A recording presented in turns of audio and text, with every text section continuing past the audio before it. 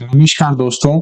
आज अपन बात करेंगे अध्याय नंबर 4 या अध्याय नंबर 4 और इसके अंदर अपन इंटरनेट के परिचय के बारे में बात करेंगे।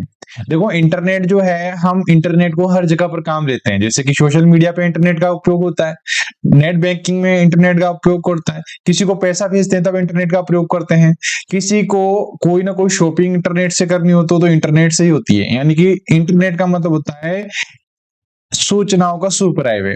अब देखो, अपन बात करते हैं इंटरनेट के बारे में। इंटरनेट का परिचय है, इंटरनेट का इंट्रोडक्शन क्या है। देखो इंटरनेट को क्या बोलते हैं?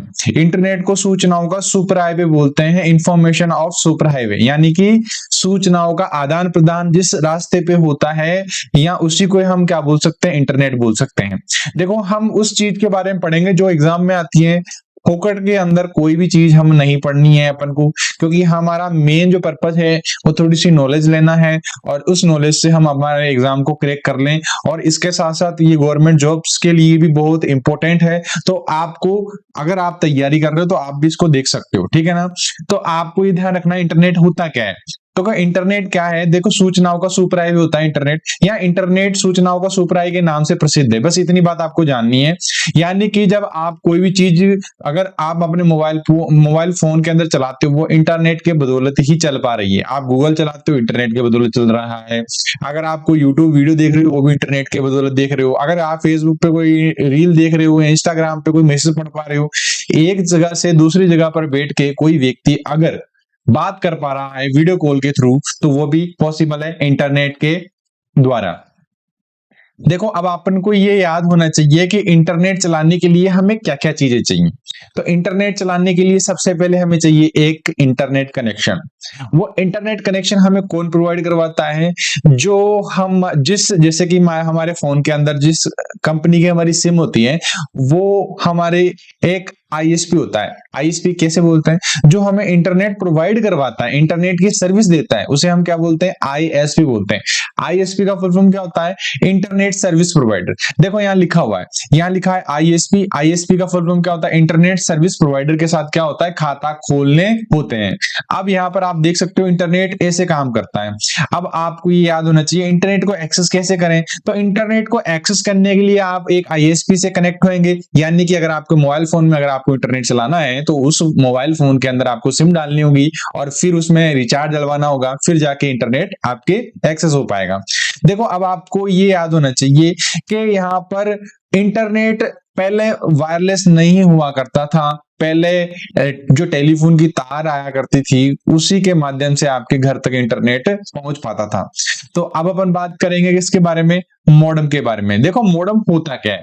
मॉडेम एक ऐसा डिवाइस है जो ट्रांसलेट करता है सिग्नलों को। जैसे कि एक हाड़ौती का व्यक्ति, यानी कि एक गांव का व्यक्ति और एक अंग्रेज व्यक्ति, आप दोनों के बीच में कम्युनिकेशन बिठाना है आपको, तो एक बीच में व्यक्ति आपको ट्रांसलेटर रखना पड़ेगा, जो क्या करेगा? हिंदी को, यानी कि हाड़ौती को या गांव की भाषा को इंग्लिश में कन्वर्ट करके अंग्रेज को समझाएगा, और अंग्रेज की भाषा को कन्वर्ट करके वो उस गांव के व्यक्ति को समझाएगा। यही काम जो होता है वो मॉडेम का होता है। अब आप ये जान लें कि जो हमारा कंप्यूटर है वो कौन से सिग्नलों को समझ पाता है। वो हमारे जो सिग्नल होते हैं वो डिजिटल सिग्नलों को समझता है, जबकि हमारे तार के अंदर जो सिग्नल यात्रा करते हैं, ट्रेवल करते हैं, वो किस माध्यम में करते हैं? वो हमारा जो माध्यम है, वो माध्यम है हमारा कौन सा? वो माध्यम है एनालॉग माध्यम। तो मॉडेम का वर्क क्या होता है? मॉडेम का वर्क होता है एनालॉग माध्यम को डिजिटल में बदलना और डिजिटल को एनालॉग में बदलना। ये दो सिग्नल होते हैं। एनालॉग सिग्नलों को डिजिटल में बदलकर कंप्यूटर को देता है, और कंप्यूटर के डिजिटल सिग्नल को एनालॉग में चेंज करके तार के अंदर यात्रा कराने के लिए पॉसिबल करवाता है। ठीक है, अब हमें ये याद होना चाहिए मॉडेम का फुल फॉर्म क्या होता है। मॉडेम का फुल फॉर्म होता है मॉड्यूलेटर डीमॉड्यूलेटर। क्या होता है? Modulator demodulator. अगर मॉड्यूलेटर डीमॉड्यूलेटर ना आए तो आपको क्या बोलना है? मॉड्यूलेशन या डीमॉड्यूलेशन। ठीक है, अब अपन आगे चलते हैं। कुछ इस तरह का आपको क्या मिलता है? चित्र 4.3 के अंदर मॉडेम आपको दिखाई दे रहा है। यहाँ पर मॉड्यूलेटर का फुल फॉर्म मैंने आपको पहले बता दिया। देखो मॉडेम दो प्रकार के होते हैं, इंटरनल मॉडेम, एक्सटर्नल मॉडेम। अब बात आती है कि दोनों में क्या अंतर होता है। इंटरनल मॉडेम जो होते हैं वो मदरबोर्ड से ही क्या लेते हैं, पावर ले लेते हैं और अपना काम सुचारू रूप से चालू रखते हैं। जबकि जो एक्सटर्नल मॉडेम होते हैं ना, उनको अलग से पावर सप्लाई देनी पड़ती है। जैसे कि हमारे टीवी होती है, टीवी के साथ रिसीवर भी होता है, ठीक है। रिसीवर यानी कि जिसमें वो चैनल वैनल चलते हैं, वो वाले है ना। तो दोनों को चलाने के लिए अलग अलग तार लगानी पड़ती है पावर की, फिर जाके वो क्या करते हैं, काम कर पाते हैं। बस हमें सिर्फ इतना याद होना चाहिए कि मॉडेम जो होते हैं वो दो प्रकार के होते हैं। मॉडेम का फुल फॉर्म क्या होता है, मॉड्यूलेटर, डीमॉड्यूलेटर। मॉडेम का वर्क क्या होता है, मॉडेम का वर्क जो होता है वो होता है एनालॉग सिग्नलों को डिजिटल में बदलना और डिजिटल को एनालॉग में बदलना। चलिए नेक्स्ट पेज पे चलते हैं। तो पीसी कार्ड मॉडेम भी होते हैं, तो सब प्रकार के मॉडेम होते हैं, ठीक है ना। अब यहाँ उपयोगी जानकारी पढ़ लेते हैं। आज स्मार्टफोन पीडीए। अब बात ये आती है कि पीडीए का फुल फॉर्म क्या होता है।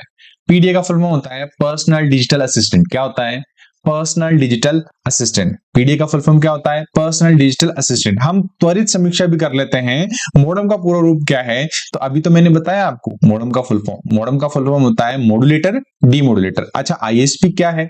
देखो आईएसपी इंटरनेट सर्विस प्रोवाइडर, यानी कि ये वो कंपनी होती है जो आपको इंटरनेट प्रोवाइड करवाती है। जैसे कि मैं जियो का चलाता हूँ, जियो की सिम है मेरे मोबाइल के अंदर, या मैं जियो फाइबर चलाता हूँ, तो मेरा आईएसपी कौन हुआ, मेरा आईएसपी हुआ जियो। अब अपन बात करते हैं इंटरनेट कनेक्टिविटी के प्रकार। देखो जब हम इंटरनेट कनेक्शन लेते हैं तो उसके भी कई प्रकार होते हैं, देखो ठीक है ना। तो पहला जो प्रकार होता है वो क्या है, डायल अप है। डायल अप ऐसा इंटरनेट कनेक्शन था जो सबसे पहले आया, और इसको अपन जब कनेक्ट करते थे ना, तो हमें जैसे नंबर डायल नहीं करते, वैसे नंबर डायल करके अपन क्या करते, इसको कनेक्ट कर लेते, और ये बहुत धीमी गति का इंटरनेट था। तो पहला इंटरनेट कनेक्शन कौन सा था, डायल अप। सेकंड जो इंटरनेट कनेक्शन था वो कौन सा है, ब्रॉडबैंड। देखो अब अपन को ब्रॉडबैंड के बारे में डिटेल से पढ़ने की आवश्यकता है। देखो ब्रॉडबैंड जो है हाई स्पीड इंटरनेट कनेक्शन है, और इसमें आपको ये ध्यान रखना है हाई स्पीड इंटरनेट कनेक्शन आमतौर पर ये टेलीफोन कंपनियों द्वारा ही प्रदान किया जाता है। अब आपको ये याद होना चाहिए कि जब आप कोई ब्रॉडबैंड लेते हो ना, तो उसके साथ मॉडेम का भी उपयोग होता है। अब आपको ये ध्यान रखना है उपलब्ध सबसे तेज विकल्पों में से एक ब्रॉडबैंड इंटरनेट बड़ी मात्रा में सूचनाओं जैसे कि लिए कई डेटा जैसे चैनल का उपयोग करता है, और ब्रॉडबैंड शब्द ब्रॉड बैंड विथ के लिए शॉर्ट फॉर्म है। अब आपको और इसमें कुछ ध्यान नहीं रखना, आपको ये ध्यान रखना है उच्च गुणवत्ता वाले ऑडियो और वीडियो स्ट्रीमिंग सहित प्रौद्योगिकी का लाभ लेने देता है ये कनेक्शन। अब आपको ये भी याद होना चाहिए कि ब्रॉडबैंड की जो इंटरनेट की जो स्पीड की गति होती है वो किस में मापी जाती है, एमबीपीएस में मापी जाती है। और एमबीपीएस का फुल फॉर्म क्या होता है, मेगाबिट प्रति सेकंड में मापा जाता है, या मेगाबाइट प्रति सेकंड में मापा जाता है। किसमें मापा जाता है, मेगाबाइट प्रति सेकंड में मापा जाता है। ये बात आपको ध्यान में रखनी है। अब अपन बात करते हैं वाईफाई की। तो वाईफाई का फुल फॉर्म क्या होता है, वायरलेस फिडेलिटी। बस पेपर में क्वेश्चन ऐसे आएगा वाईफाई का फुल फॉर्म क्या है। तो वाईफाई का फुल फॉर्म आपको पता है, वायरलेस फिडेलिटी होता है। अगर आपसे पूछ ले आईएसपी का फुल फॉर्म क्या होता है, तो आपको पता होना चाहिए कि आईएसपी का फुल फॉर्म होता है इंटरनेट सर्विस प्रोवाइडर। अगर आपको कोई बोल दे कि भाई पीडीए का फुल फॉर्म क्या होता है, तो आपको पता होना चाहिए साहब, पर्सनल डिजिटल असिस्टेंट। ठीक है, यानी कि ऐसा डिवाइस जो हमें असिस्ट करता है। हम कोई भी चीज सर्च करते हैं तो हमें असिस्ट करता है, हम जब कॉल करते हैं तब हमें असिस्ट करता है, जब हम वीडियो कॉल करते हैं तब हमें असिस्ट करता है, ये बात है।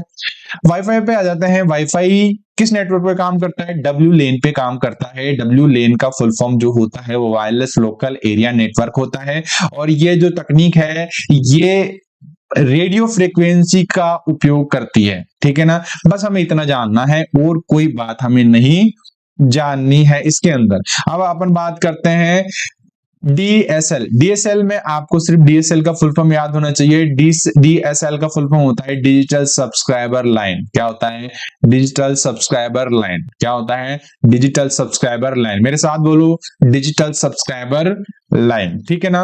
अब अपन बात करते हैं केबल्स की। तो केबल भी एक कनेक्शन होता है, और जो टीवी केबल होते हैं वो इसके माध्यम से इंटरनेट आपको प्रोवाइड करवाते हैं। ये भी पुराना हो चुका है, ज्यादातर इसको टीवी के अंदर बड़े चैनल चलाने के लिए इसमें उपयोग में लिया जाता है। अब अपन बात करते हैं सैटेलाइट की। देखो यह कनेक्शन ब्रॉडबैंड का उपयोग करता है, लेकिन केबल या फोन लाइनों की आवश्यकता इसमें नहीं होती है। यानी कि जब आप सैटेलाइट कनेक्शन का उपयोग कर रहे हो ना, तो ये मेनली किसके लिए यूज होता है, ये इंडियन आर्मी के लिए यूज होता है। इंडियन आर्मी इसका उपयोग करती है। ये पृथ्वी, अब सैटेलाइट होता क्या है, देखो अब ये भी तो बताना है। देखो सैटेलाइट एक ऐसा उपग्रह है जो पृथ्वी की परिक्रमा करता है, ठीक है, और उसके माध्यम से ये इंटरनेट से जुड़ता है। आई बात समझ में? आपको ये ध्यान रखना है। गूगल मैप जो है ये कैसे पॉसिबल है? ये एक तरह से गूगल कंपनी ने क्या कर रखा है, अपना सैटेलाइट भेज रखा है, वो जगह जगह की क्या करती है, फोटो खींच के आपको प्रोवाइड करवाती है। अब अपन बात करते हैं मोबाइल की। तो मोबाइल में आपको पता ही है कि जैसे 2G आया, फिर 3G आया, फिर 4G आया, अभी 5G चल रहा है अभी।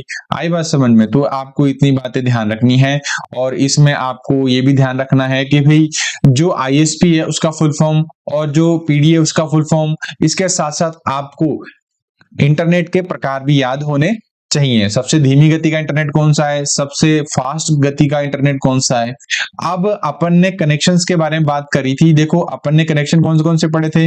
देखो सबसे पहले मैंने बताया डायल अप, फिर बताया मैंने आपको ब्रॉडबैंड, फिर बताया मैंने आपको वाईफाई, फिर बताया DSL digital subscriber line, cable, satellite, फिर मॉडेम, फिर मोबाइल। मोबाइल में आपको बताया 2G 3G। बस ये ही क्या है, इंटरनेट कनेक्शन के प्रकार हैं। अब अपन बात करते हैं नेटवर्क्स के बारे में। तो दो नेटवर्क्स होते हैं। दो नेटवर्क कौन कौन से होते हैं? एक तो इंटरनेट होता है और एक इंट्रानेट होता है। इंटरनेट होता है और एक इंटरनेट होता है। तो इंटरनेट और इंटरनेट में क्या अंतर है? देखो इंटरनेट पूरे विश्व में फैला हुआ है और ये इसको चलाना बहुत आसान होता है मुकाबले इंट्रानेट के। देखो इंटरनेट जो है, इंटरनेट एक बहुत ही सस्ता और प्रोवाइड हो जाता है वर्तमान में।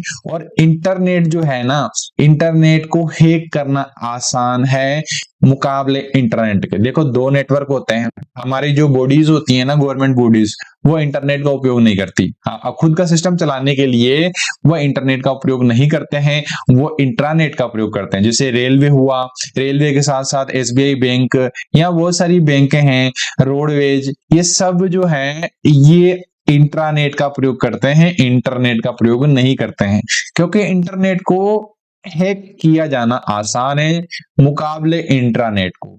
अब इनमें क्या होता है, ये दो प्रोटोकॉल का प्रयोग करते हैं, यानी कि दोनों नेटवर्क जो है एक ही प्रोटोकॉल का उपयोग करते हैं जिसका नाम है TCP और IP। TCP का फुल फॉर्म होता है ट्रांसमिशन कम्युनिकेशन प्रोटोकॉल और IP का फुल फॉर्म होता है इंटरनेट प्रोटोकॉल। ठीक है। अब आपको ये याद होना चाहिए कि ये दोनों ही नेटवर्क एक ही प्रोटोकॉल का उपयोग करते हैं। अब बात आती है प्रोटोकॉल क्या होता है। तो प्रोटोकॉल नियमों के समूह को बोलते हैं। प्रोटोकॉल किसको बोलते हैं? नियमों के समूह को हम क्या बोलते हैं? प्रोटोकॉल बोलते हैं। बस आपको इतनी बात याद होनी चाहिए, ठीक है ना। अब अपन बात आगे करते हैं इससे।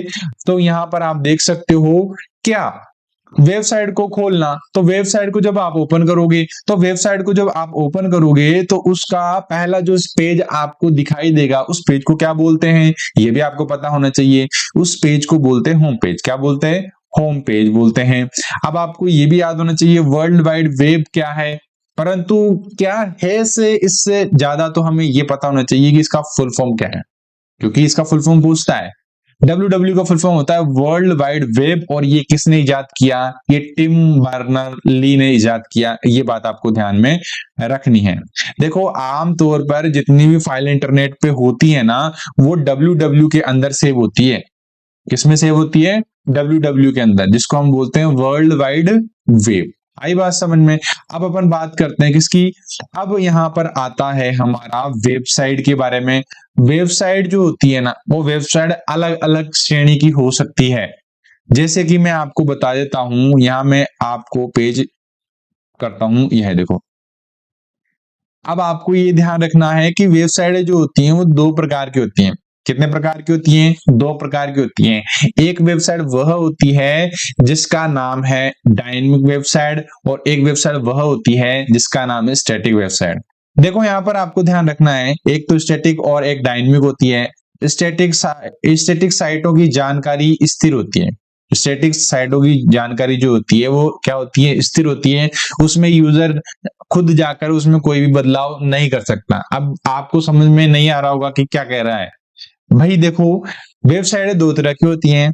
वेबसाइटें दो तरह की होती हैं और उनमें एक वेबसाइट ऐसी होती है जिसके अंदर डेटा को हम खुद फेर बदल कर सकते हैं। जिसमें वो कौन सी श्रेणी की वेबसाइट है, वो डायनेमिक श्रेणी की वेबसाइट है।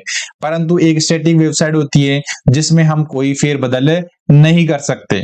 क्यों नहीं कर सकते? क्योंकि उसमें जो वेबसाइट ओनर होता है वो हमें उसको परमिशन नहीं दे पाता, क्योंकि वो किस प्रकार की वेबसाइट है, स्टैटिक वेबसाइट है। आई बात समझ में? जैसे कि विकिपीडिया है, तो विकिपीडिया फ्री इंसाइक्लोपीडिया है, और ये फ्री इंसाइक्लोपीडिया जो है इसके ऊपर एक सेकंड के अंदर कई बार कितने ही परिवर्तन होते हैं। जैसे कि मान के चलो ये वेबसाइट जो है, ये जो विजिटर को क्या करती है, आमंत्रण करती है कि भाई आप हमारी वेबसाइट पे आओ और हमारी वेबसाइट पे जितनी जानकारी रखी हुई है उस जानकारी को करेक्ट करने के लिए अपनी आईडी इस वेबसाइट पे बनाओ और उसमें अपना मत रखो। आई बात समझ में? अब अपन बात करते हैं यूआरएल की। यूआरएल का फुल फॉर्म क्या होता है? Uniform resource locator. क्या होता है? यूनिफॉर्म रिसोर्स लोकेटर होता है। देखो अब आपको ये याद होना चाहिए, किसी वेबसाइट का पूर्ण पते को हम क्या बोलते हैं? यूआरएल बोलते हैं। क्या बोलते हैं? यूआरएल बोलते हैं। जब किसी वेबसाइट के पूर्ण पते को यूआरएल बोलते हैं तो उस वेबसाइट के लास्ट डॉट कॉम वाला जो हिस्सा होता है उसे क्या बोलते हैं? देखो उसे बोलते हैं टॉप लेवल डोमेन। क्या बोलते हैं? टॉप लेवल डोमेन बोलते हैं, या डोमेन कोड बोलते हैं। क्या बोलते हैं? Top level domain. जैसे कि मेरा नाम है रविंदर, अगर मैं लगाता हूं पीछे सिंह, तो सिंह जो मेरा क्या है? टॉप लेवल डोमेन है। क्या है? टॉप लेवल डोमेन है। जैसे कि कोई लड़का है जिसका नाम है कपिल नागर, तो नागर क्या है? उसका टॉप लेवल डोमेन है, जबकि उसका जो कपिल है वो क्या है? सब डोमेन है। समझ में आया? अब आपको ये आगे समझ में आएगा, यहां नहीं समझ में आएगा। ठीक है ना? देखो अब आप यहाँ पे आ जाओ, टेबल नंबर 4.1 के अंदर आओ। देखो यहाँ क्षेत्र दे रखे हैं, यानी कि वेबसाइट अलग अलग क्षेत्र की हो सकती हैं। जैसे कि एंटरटेनमेंट की वेबसाइट हो सकती है, एजुकेशन की वेबसाइट हो सकती है, एनजीओ की वेबसाइट हो सकती है, किसी कॉलेज की वेबसाइट हो सकती है, किसी यूनिवर्सिटी की वेबसाइट हो सकती है। तो इनकी कैटेगरी होती है वेबसाइटों की। जैसे कि पहले नंबर पे जो कैटेगरी आपको दिखाई दे रही है, देखो यहाँ पर आप देख सकते हो, यहाँ पे देख रखो, यहाँ पे देखो आप, अगर कोई कॉमर्शियल वेबसाइट है तो उस वेबसाइट के पीछे डॉट कॉम लगा हुआ होगा। अगर किसी वेबसाइट के पीछे डॉट ईडीयू लगा हुआ है तो वो शिक्षा से संबंधित वेबसाइट है। किससे संबंधित वेबसाइट है? शिक्षा से संबंधित वेबसाइट है।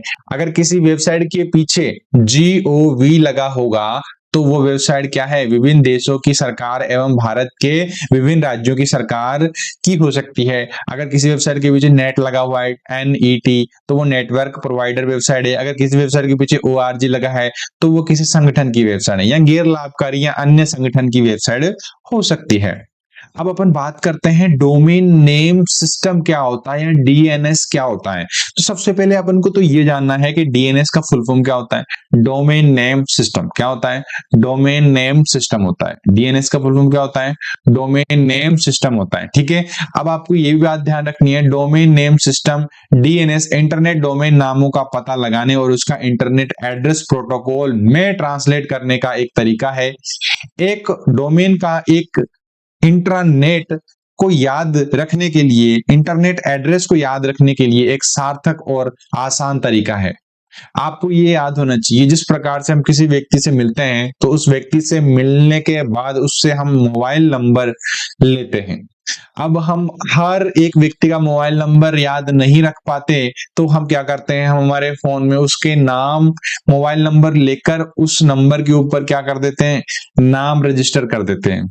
और फिर जब भी कभी हमें उस व्यक्ति से कांटेक्ट करना होता है तो हम क्या करते हैं? हम नाम सर्च करते हैं, नंबर सर्च नहीं करते हैं। तो ऐसे ही आप समझ जाओ कि जब मैं कोई नई वेबसाइट रजिस्टर करवाता हूं तो उस नाम के ऊपर एक कोड रजिस्टर होता है, और वो उसी नाम के ऊपर कोड रजिस्टर होगा जिसको मैं बोलूंगा आईपी एड्रेस। जैसे कि मान के चलो, यहां पर आप देख सकते हो, यहां पर ये देखो, देखो यहां पर आप देख रहे हो www.example.com। ठीक है, अब इसका आईपी एड्रेस मान लेते हैं हम 4 अंकों का होता है। जैसे कि 4 अंकों का कैसे? जैसे कि ये 3 अंक 1 अंक मानता हूं मैं, ठीक है ना? तो यहाँ 198, फिर डॉट 105, फिर डॉट 232.4, ये सब क्या है? ये आईपी एड्रेस है। तो हर वेबसाइट का अपना एड्रेस क्या होता है? उसका एड्रेस आईपी एड्रेस रजिस्टर होता है। जैसे कि मान के चलो google.com का एड्रेस कुछ अलग होगा तो इसका कुछ अलग होगा। आई बात समझ में? यानी कि हम वेबसाइट के नाम याद रखने में आसानी से हमें नाम याद रहते हैं, वेबसाइट हो गए, परंतु हमें कोड याद नहीं रहते हैं। परंतु हमारा कंप्यूटर तो कोड समझता है ना, नंबर समझता है ना, तो वो नंबर को याद रखना पाता है, नाम को नहीं रख पाता। तो ये डीएनएस सिस्टम क्या करता है, नाम के पीछे कोड को, जो रजिस्टर होते हैं नाम के ऊपर, उनको क्या करता है, पहचानता है। आई बात समझ में। उसके बाद अपन बात करते हैं किसकी, वेब ब्राउजर की। वेब ब्राउजर की बात करें तो वेब ब्राउजर कौन कौन से होते हैं। वेब ब्राउजर जो होता है, ब्राउजर एक सॉफ्टवेयर एप्लीकेशन है। क्या है, ब्राउजर एक सॉफ्टवेयर एप्लीकेशन है, आपको ये बात याद रखनी है, जो वर्ल्ड वाइड वेब पर कंटेंट को लोकेट करने के और प्राप्त करने या रिट्रीव करने तथा प्रदर्शन करने के इस्तेमाल में होती है। देखो, वेब ब्राउजर होगा तो इंटरनेट चला पाओगे। आपका जो मोबाइल फोन है ना, वो इंटरनेट से कैसे जुड़ता है, एक वेब ब्राउजर से जुड़ता है। अगर अपन बात को ये ध्यान रखें तो वेब ब्राउजर के अंदर ही आपको क्या मिलता है, वेब ब्राउजर के अंदर ही आपको सर्च इंजन मिलता है। तो हमें इसके बारे में नहीं पढ़ना, हमें सिर्फ वेब ब्राउजर के नाम याद होने चाहिए। आपको यहाँ पर पहले नंबर पे जो दिखाई दे रहा है, ये जो आइकन है, ये कौन से ब्राउजर का है, ये गूगल क्रोम का है। सेकंड वाला कौन सा है, सेकंड वाला है आपका मोजिला फायरफॉक्स।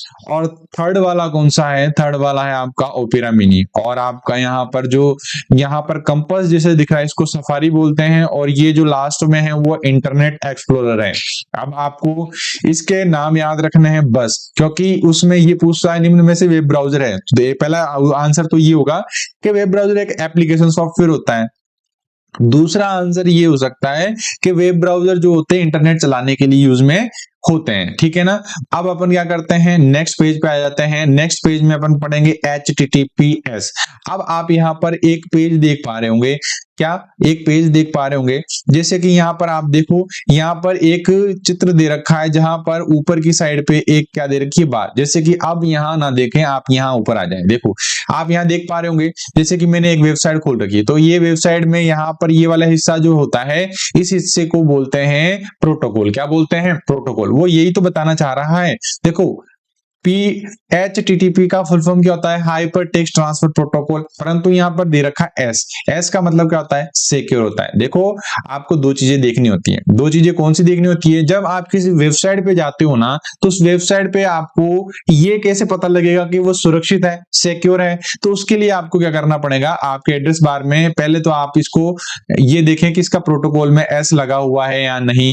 दूसरा, इसका लाइसेंस देखना है, और यहाँ पर पेडालॉग देखना है। पेडालॉग यानी कि क्या बोलते हैं पेडालॉग को, पेडालॉग जो होता है ना, ये आपका एक ताले की तरह होता है। इससे दोनों चीजों से अगर आप ये देख लेते हो, तो इससे ये सुनिश्चित हो जाता है कि भाई ये वेबसाइट क्या है, बिल्कुल क्या है, बिल्कुल ये बिल्कुल सुरक्षित है। बस हमें HTTP का फुल फॉर्म याद होना चाहिए, और कोई बात याद नहीं होनी चाहिए। अब अपन बात करते हैं वेब सर्च करना। देखो, सर्च इंजन की बात करें तो सर्च इंजन जो होता है, ये वेब ब्राउजर के अंदर होता है। तो सर्च इंजन का उपयोग किस लिए होता है, सर्च इंजन का उपयोग होता है किसी भी चीज को सर्च करने के लिए। देखो, यहाँ पर दे रखा है, एक सर्च इंजन वास्तविकता में एक समय में निम्न प्रक्रिया को संभालता है। अब आपको ये याद होना चाहिए, एग्जाम में क्वेश्चन आता है, निम्न में से सर्च इंजन संबंधित शब्द है। तो यहाँ पर मैं आपको 3 या 4 शब्द बताऊंगा। पहला शब्द है वेब क्रॉलिंग या वेब स्पाइडर। क्या होता है, वेब क्रॉलिंग या वेब स्पाइडर। पहला क्या होगा, वेब क्रॉलिंग या वेब स्पाइडर। दूसरा होगा इंडेक्सिंग। तीसरा होगा सर्चिंग। यानी कि जब भी आप कोई चीज सर्च करते हो, तो वो इन 3 स्टेप में सर्च होती है, वेब क्रॉलिंग या वेब स्पाइडर, या इंडेक्सिंग या सर्चिंग। ठीक है ना। बस आपको इतनी बात ध्यान रखनी है, और कोई बात ध्यान नहीं रखनी। अब अपन बात करते हैं कि भाई सर्च इंजन के नाम कौन कौन से हैं। तो आप यहाँ देख सकते हो, एक तो दे रखा है गूगल, एक दे रखा है बिंग, और एक दे रखा है याहू। अब आपको आगे जाना है, जब अपन आगे जाते हैं तो हमें मिलता है विकिपीडिया। तो विकिपीडिया किस तरह की वेबसाइट है, ये एक द फ्री इंसाइक्लोपीडिया है, विश्व शब्दकोश है, जो फ्री में आपको क्या कर देता है, जानकारी देता है। किसी के बारे में जब आप सर्च करोगे, तो सबसे पहले जो पेज आएगा वो विकिपीडिया का आएगा। विकिपीडिया एक मुक्त विश्वकोश है, जिसे उन लोगों द्वारा सहयोगात्मक रूप से लिखा है जो इसका उपयोग करते हैं। ठीक है, यानी कि एक ये डायनेमिक प्रकार की वेबसाइट है। किस प्रकार की वेबसाइट है, डायनेमिक प्रकार की वेबसाइट है। अब आपको अब बात आती है ईमेल बनाना। ईमेल का फुल फॉर्म होता है इलेक्ट्रॉनिक मेल। ईमेल कब आया, 1993 के अंदर आया। अब आपको ईमेल का फुल फॉर्म याद होना चाहिए, इलेक्ट्रॉनिक मेल होता है। अब देखो, ईमेल का प्रकार कैसा होता है। देखो, ईमेल का प्रकार होता है जिसमें एक तो @ आता है और एक डॉट आता है। आई बात समझ में? तो आपको ये ध्यान रखना है किसी वेबसाइट के अंदर यानी किसी भी ईमेल के अंदर, उस ईमेल के अंदर एक तो एट द रेट होगा और एक डॉट होगा। ये दो चीजें आपको याद होनी चाहिए। लोकप्रिय ईमेल प्लेटफॉर्म कौन कौन से हैं? जीमेल है, हॉटमेल है, याहू मेल है, आउटलुक है, अन्य कोई शामिल होते हैं इसके अंदर, ये बात आपको ध्यान में रखनी है। अब अपन बात करते हैं ईमेल के कई कई टाइप्स होते हैं। देखो ईमेल भेजना, तो आपको ये ध्यान रखना है जब आप ईमेल भेजोगे तो आप ईमेल को कंपोज करोगे। तो पेपर में क्वेश्चन ये आता है निम्न में से ईमेल किस में लिख सकते हैं? तो कंपोज ऑप्शन होता है, कंपोज, ठीक है ना। उसके बाद नेक्स्ट आते हैं, यहां पर आप देख सकते हो, यहां पर दे रखा है टू। अब टू में यहां पर हम क्या डालते हैं? जब ईमेल लिखते हैं ना तो टू के अंदर उस व्यक्ति का एड्रेस डालते हैं जिसको हमने ईमेल भेजना है। अब इसी के जस्ट लास्ट में आप देख सकते हो सीसी और बीसीसी। सीसी का फुल फॉर्म होता है कार्बन कॉपी और बीसीसी का फुल फॉर्म होता है ब्लाइंड कार्बन कॉपी। अब यहाँ पर एक और चीज याद रखनी है, यहाँ पर दे रखा है सेंड। सेंड के साथ साथ यहाँ पर एक पिन जैसा गोल घुमा हुआ दिखाई दे रहा है सिंबल आपको। ये सब क्या है? ये आपको ध्यान रखना है कि ये अटैच होता है, अटैच ऑप्शन होता है। अटैच ऑप्शन से क्या होता है? अटैच ऑप्शन से हम किसी फाइल को किसी संदेश के साथ जोड़कर भेज सकते हैं। अब बात आती है सीसी और बीसीसी। देखो सीसी का मतलब होता है जब मैं चाहता हूं कि भाई मैंने 5 व्यक्तियों को ईमेल भेजना है। अब 5 व्यक्तियों को ईमेल जो भेजना है उसी को मैं चाहता हूं कि वो पांचों के पांचों एक दूसरे के ईमेल एड्रेस देख पाए कि सर ने इसको भी ईमेल भेजा है, सर ने इसको भी ईमेल भेजा है, सर ने इसको भी ईमेल भेजा है। तो मैं आप पांचों लोगों के क्या कर दूंगा? सीसी के अंदर आपके ईमेल एड्रेस डाल दूंगा। जैसे टू के अंदर डालूंगा ना, वैसे सीसी के अंदर डाल दूंगा। अगर मैं चाहता हूं आप पांचों न जान पाओ कि मैंने ये संदेश किस किस को भेजा है, और तो मैं यहाँ बीसीसी को सिलेक्ट करूंगा। जैसे कि यहाँ पर देखो, अब मैं क्या कर रहा हूँ, बीसीसी को सिलेक्ट करूंगा और बीसीसी को सिलेक्ट करने के बाद क्या कर दूंगा? बीसीसी को सिलेक्ट करने के बाद फिर उसमें ईमेल एड्रेस डाल दूंगा, तो फिर आप देख नहीं पाओगे, ठीक है ना। अब अपन नेक्स्ट चलते हैं। देखो अब आपको ये ध्यान रखना है, मोस्ट इंपॉर्टेंट चीज है यहाँ पर। देखो मैंने आपको कंपोज का मतलब बता दिया, ईमेल लिखना ईमेल कंपोज कहलाता है। इंडेक्स, इनबॉक्स क्या होता है? देखो इनबॉक्स जो है वो है ऐसी चीज है जहां पर हम किसी संदेश हमारे पास आता है, ठीक है। अगर किसी ने हमें संदेश भेजा है, ईमेल किया है, तो वो कहाँ आएगा? वो कहाँ आकर जब बैठेगा? वो इनबॉक्स में बैठेगा। एक होता है सेंड मेल। सेंड मेल जब हम किसी को ईमेल भेजते हैं तो वहां वो ईमेल किस में चला जाएगा?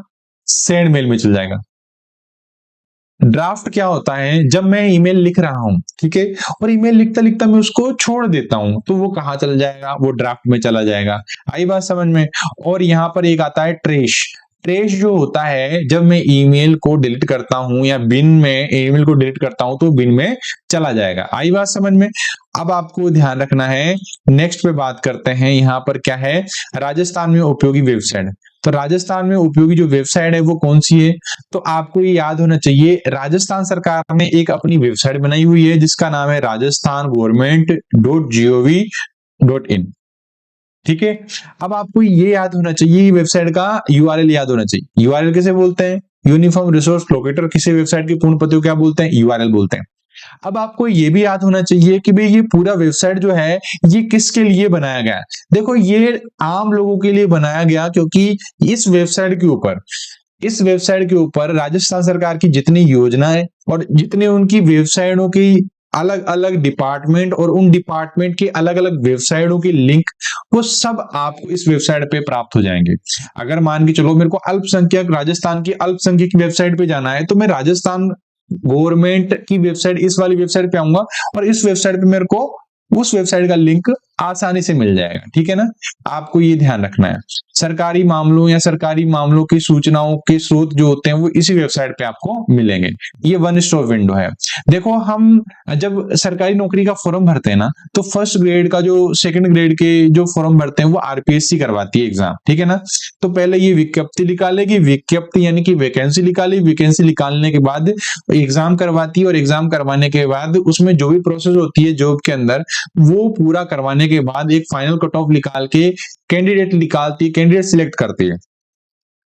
कैंडिडेट सिलेक्ट करती है और वो जो कैंडिडेट है ना, वो कैंडिडेट उस डिपार्टमेंट को दे देती है जिस डिपार्टमेंट की वो वैकेंसी होती है। और जिससे क्या होता है, गवर्नमेंट के डिपार्टमेंटों को ये मशक्कत नहीं करनी होती, यानी कि आरपीएससी ओनली सरकारी भर्तियों को पूरा करवाने के लिए बनाई गई है। अब अपन बात करते हैं right to RT portal, right to education. RT portal जो क्या है, राइट टू एजुकेशन जो है ऑनलाइन पोर्टल है, वेबसाइट है जो निजी स्कूलों में वंचित और आर्थिक रूप से कमजोर वर्गों की प्रवेश प्रक्रिया को स्वचालित रूप से व्यवस्थित करने के लिए एक वेब आधारित समाधान है। देखो, हर गवर्नमेंट और हर प्राइवेट स्कूलों के अंदर अलग अलग सिस्टम होता है। तो प्राइवेट स्कूलों के अंदर भी क्या होता है, कुछ सीटें ऐसी होती हैं जिसमें गवर्नमेंट की तरफ से उसमें बच्चे फ्री में पढ़ते हैं। तो वो जो बच्चे फ्री में पढ़ते हैं ना, उनकी जो एडमिशन प्रक्रिया है उसकी सारी जो डिटेल होती है, मॉनिटरिंग होती है, वो इस पोर्टल पे होती है जिसको हम बोलते हैं आरटी पोर्टल। अब आपको ये याद होना चाहिए कि कितनी सीटें खाली होती है, 25% सीटें खाली होती हैं और कितने स्कूलों में होती है, 35,000 से अधिक जो निजी स्कूल हैं उनको ये कवर करती है। कौन सी वेबसाइट, ये वेबसाइट। आई बात समझ में, आरटी का फुल फॉर्म आपको याद होना चाहिए। देखिए, ये हमारा चैप्टर कंप्लीट हुआ। अब ये चैप्टर जो है बहुत डिटेल से नहीं बताया गया, ये बहुत शॉर्ट में बताया गया, परंतु बहुत स्वीट बताया गया, स्वीट एंड शॉर्ट में बताया गया आपको। और यही क्वेश्चन आपके एग्जाम के अंदर आएंगे, देख लेना आप। हाँ, पहले भी मैंने आपको बताया, आप लोग देखते नहीं हो। हाँ, तो बहुवैकल्पिक प्रश्न करते हैं। देखो, इंटरनेट का मुख्य उपयोग क्या है। इंटरनेट का मुख्य उपयोग है संचार, education, financial transaction, all of the above. तो भाई उपयोग सभी आएगा। क्वेश्चन नंबर सेकंड, एक उपयोगकर्ता को इंटरनेट तक पहुंचने से पहले निम्न में से कौन सा आवश्यक है। तो भैया उसको इंटरनेट सेवा भी चाहिए, उसको मॉडेम भी चाहिए, उसको वेब ब्राउजर भी चाहिए, उसको उपयोग सभी आएगा। आईएसपी का पूर्ण रूप क्या होता है, इंटरनेट सर्विस प्रोवाइडर। इसका उत्तर क्या होगा, इंटरनेट सर्विस प्रोवाइडर। उत्तर हमारा फर्स्ट होगा, क्या होगा हमारा, service provider, internet service provider. अच्छा, question number fourth, web browser क्या है। भाई वेब ब्राउजर एक एप्लीकेशन सॉफ्टवेयर है और इसके साथ मॉडेम का पूर्ण रूप क्या होता है, मॉड्यूलेटर डीमॉड्यूलेटर होता है। यूआरएल का पूर्ण रूप क्या होता है, यूनिफॉर्म रिसोर्स लोकेटर होता है। और डब्ल्यूडब्ल्यू का फुल फॉर्म क्या होता है, वर्ल्ड वाइड वेब होता है। निम्न में से ईमेल क्लाइंट है, तो ईमेल क्लाइंट क्या होता है, जीमेल होता है। जीमेल का फुल फॉर्म क्या होता है, गूगल मेल होता है। ईमेल का फुल फॉर्म क्या होता है, इलेक्ट्रॉनिक मेल होता है। निम्न में से सर्च इंजन का उदाहरण क्या है, पेटीएम, गूगल पे, फ्लिपकार्ट। इनमें से कोई नहीं, तो हमारा उत्तर क्या होगा इसमें, सर्च इंजन जो है गूगल ही है। ठीक है, डीएनएस का पूर्ण रूप क्या है, डोमेन नेम सिस्टम। देखो दोस्तों, ये आपके क्या हो गए, पूरे चैप्टर नंबर आपका कौन सा था, ये चैप्टर नंबर 4 जो है इंटरनेट का परिचय, ये कंप्लीट हो चुका है। प्रॉपर इसको पूरा बता दिया गया है डिटेल से। अब इसके अगर आप इसको पढ़ते हो ना, तो मेरी गारंटी है कि आप इससे अगर इसको डिटेल से पढ़ते हो तो इससे एक क्वेश्चन बाहर नहीं जाएगा, ये मेरी गारंटी है। इसमें अगर आप डिटेल से पढ़ लेना इसको, जैसे मैंने आपको बताया ना, ये पूरी वीडियो 1 से 2 बार देख लेना, इससे बाहर क्वेश्चन आएगा ही नहीं। अगर क्वेश्चन बाहर आया तो किसी को नहीं आएगा, ये मेरी गारंटी है। ठीक है ना, धन्यवाद। वीडियो को लाइक करें और चैनल को सब्सक्राइब करें। ठीक है।